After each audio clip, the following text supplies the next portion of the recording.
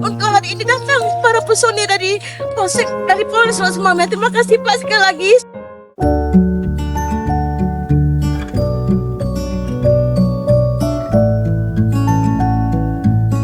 Jadi untuk TK negeri terpadu ya di Muara Batu ini 1 bulan lebih tidak tersentuh.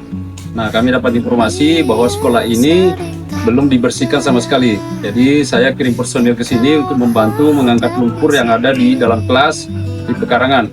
Ya, hari ini 3 kelas sudah bersih, besok kita lanjut lagi dan insya Allah minggu depan ini bisa operasional ya.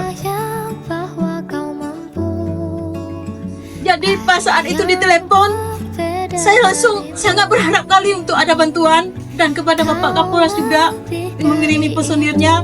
Kata Bang Ade, hari ini siap. Alhamdulillah, kayak gini aja kami sudah nggak tahu mau bilang apa. Karena kemarin kami sudah bingung mau buang kemana, lumpur ini cukup banyak.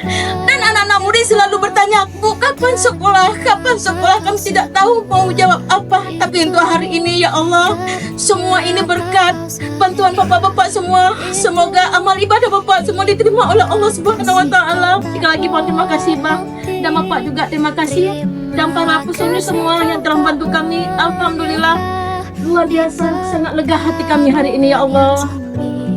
Saya kemarin ngomong sama Pak Kapolres, ini di Muara Batu banyak sekolah belum teratasi. Saya bilang Pak Kapolres ini harus ada personil. Pak Kapolres langsung siap siaga.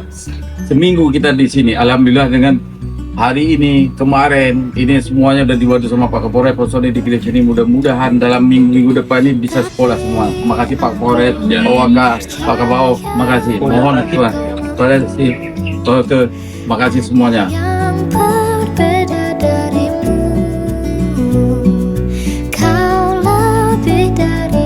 Terima kasih saya ucapkan kepada Kapolda Aceh, Kapolda Kaltim, dan Kapolri atas bantuannya. Terima kasih saya ucapkan, terima kasih banyak.